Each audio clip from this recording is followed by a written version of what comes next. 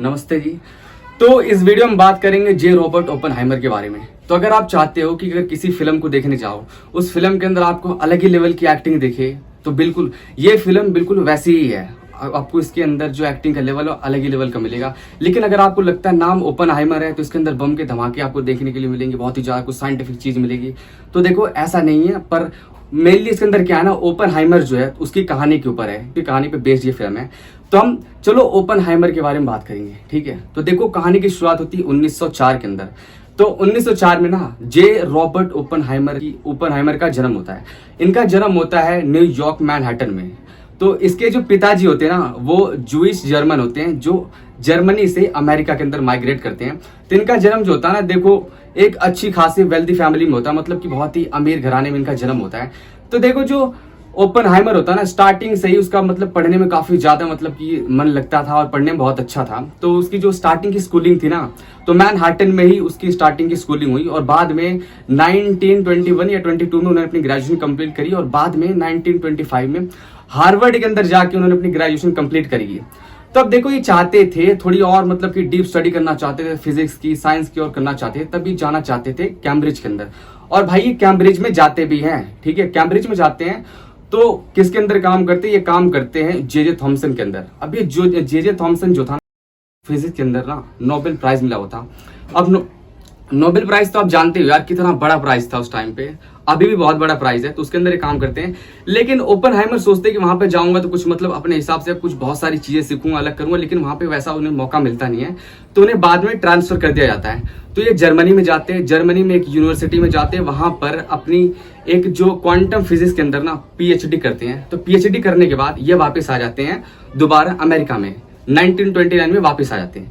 तो वापस आने के बाद मतलब इस टाइम पे इनकी जो नॉलेज थी ना ठीक ठाक हो चुकी होती, काफी अच्छी मतलब इनको पहचान थी, हो चुकी थी।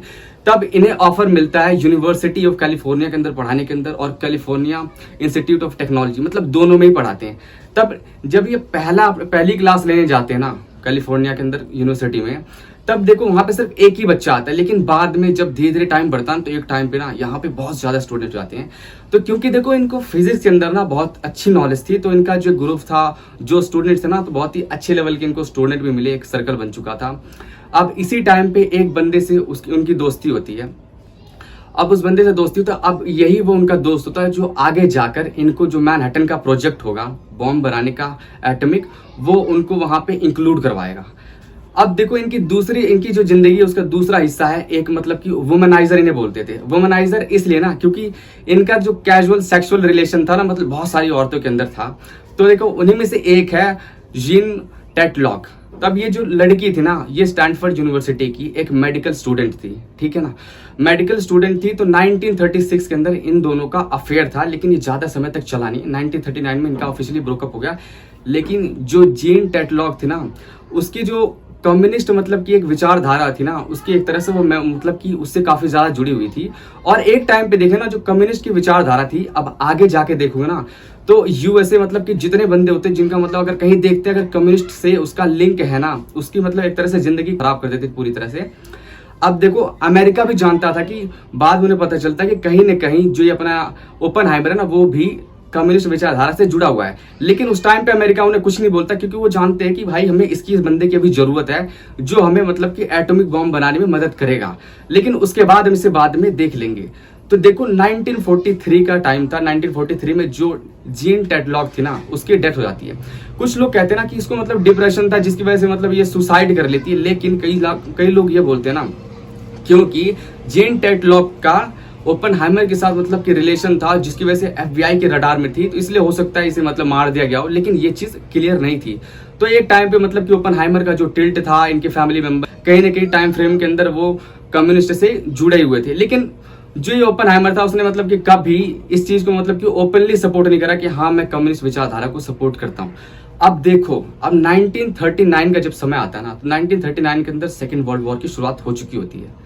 सेकेंड वर्ल्ड वॉर की शुरुआत हो चुकी है। अब जो हिटलर होता है ना, हिटलर अकेले लगभग जर्मनी को मतलब जो जर्मनी में हिटलर था उसने अकेले ही यूरोप के अंदर लगभग तहस नहस पूरी मतलब सभी को लगभग हरा ही दिया था। ना तो फ्रांस उसे हरा पा रहा था, ना वो इंग्लैंड हरा पा रहा था। और ये काम मतलब कि बिना किसी बड़े वेपन के साथ वो कर रहा था। तो अमेरिका को इस चीज़ का मतलब अंदाजा लग चुका था कि शायद जो ये जर्मनी है, जर्मनी में हिटलर ये शायद कुछ मतलब ये एटॉमिक बॉम्ब या न्यूक्लियर बॉम्ब कुछ बनवा रहे हैं, इनका ऐसा अंदेशा था। तो 1942 के अंदर ना मैनहट्टन प्रोजेक्ट की शुरुआत होती है। अब ये मैनहट्टन प्रोजेक्ट वही होता है जहां पर एटॉमिक बॉम्ब बनाने की शुरुआत होगी। तो एटॉमिक बॉम्ब बनाने की शुरुआत होगी, ये मैनहट्टन वो जगह जहां पे न्यू मैक्सिको होता है। तो अब जो ओपनहाइमर है ना, उसके पास मतलब ये क्या करता है कि जो बहुत सारे साइंटिस्ट होते हैं ना, उन लोगों को इकट्ठा करता है। तो साइंटिस्ट की एक टीम बनती है। तो ओपनहाइमर बोलता है कि देखो, हो सकता है कि अगर आप सीधा रिलोकेट करोगे यहाँ पे, तो बहुत सारे साइंटिस्ट हो सकता है उसे मना कर दे कि हम यहाँ पे नहीं आएंगे। लेकिन अगर आप इस जगह को अगर आप एक टाउन की तरह डेवलप कर दोगे ना, तो बहुत सारे लोग आएंगे। तो बहुत सारे लोग आए भी। अब मतलब कि यूरोप के अंदर से कई सारे रेफ्यूजी आए, अमेरिका से हो गया, कनाडा हो गया, इंग्लैंड हो गया, मतलब बहुत सारे लोग मिल के आए। और बस 3 साल के अंदर ही 1945 में अपना जो एटॉमिक बॉम्ब था वो तैयार हो चुका था। जापान के ऊपर इसे गिराया जाता, हिरोशिमा और नागासाकी पे, जिसमें लगभग 1,10,000 से 2,20,000 लोग मारे जाते हैं। अब देखो, अब 1945 का समय था, वर्ल्ड वॉर खत्म हो चुका था, कोल्ड वॉर की लगभग शुरुआत हो चुकी थी। अब देखो, कोल्ड वॉर क्या था ना, एक तरह से, क्योंकि अमेरिका और जो यूएसएसआर था, जो अभी का रशिया ना, इन दोनों के बीच में एक तरह से लड़ाई थी।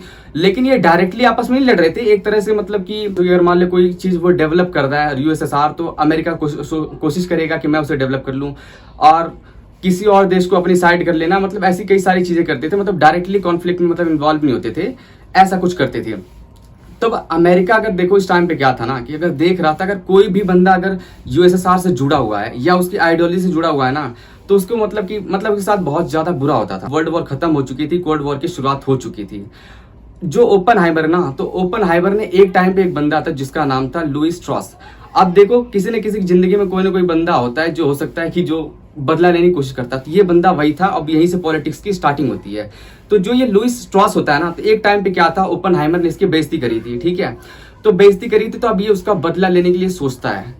तो अब यहीं से पॉलिटिक्स की शुरुआत होती है। तो जो लुईस स्ट्रॉस होता है, उसका एक और दोस्त होता है, विलियम लिस्कस।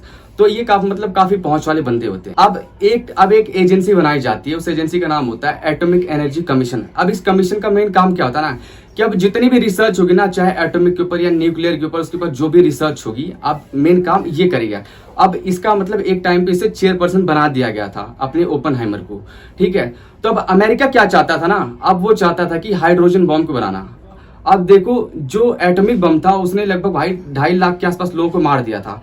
लेकिन जो ये हाइड्रोजन बम होता है ना, उससे लगभग 1000 गुना ज्यादा खतरनाक होता है। आप सोचो कि मतलब ये कितनी तबाही कर सकता है। लेकिन अपना ओपनहाइमर था ना, मतलब इस चीज के फेवर में था कि हम इसे डेवलप ना करें। अब इसी चीज का वो पॉइंट मिल चुका था इनको, ठीक है, लुईस स्ट्रॉस को।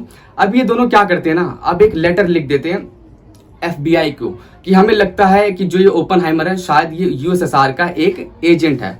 अब यहीं से देखो, अब ये बात पहुंचती प्रेसिडेंट के पास, और प्रेसिडेंट के पास पहुंचती तो बस यहीं से समझ लो पॉलिटिक्स एक तरह से स्टार्ट होती है। पॉलिटिक्स स्टार्ट होती है। अब जो ओपनहाइमर है, अब उसे ये प्रूव करना पड़ता है कि देखो, मैं मतलब निर्दोष हूँ, मेरा ऐसा कुछ नहीं है।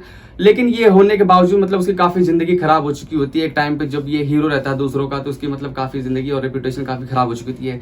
उसकी जो एक तरह से जो सिक्योरिटी होती है उसे रिवोक कर लेते हैं। यानी कि एक टाइम था कि ये प्रेसिडेंट से हो गया या व्हाइट हाउस हो गया, उसका काफी ज्यादा रिलेशन था, लेकिन उससे मतलब कि उस सारी चीजों को हटा दिया गया था, खत्म कर दिया था उस चीजों को। अब लेकिन ये सब चीजें जब सही होती है, तो 1963 में इसे एक जो अवार्ड होता है ना, एटॉमिक एनर्जी कमीशन का सबसे बड़ा अवार्ड होता है, फर्मी अवार्ड, उसे दिया जाता है। लेकिन बाद में लगभग 4-5 साल बाद 1967 में जो एक थ्रोट का कैंसर होता है ओपनहाइमर, उसकी डेथ हो जाती है। तो ये कहानी थी ओपनहाइमर के बारे में। तो इस वीडियो में बस इतना ही, बहुत ज़्यादा जानकारी नहीं थी, छोटी सी वीडियो थी। देखने के लिए धन्यवाद।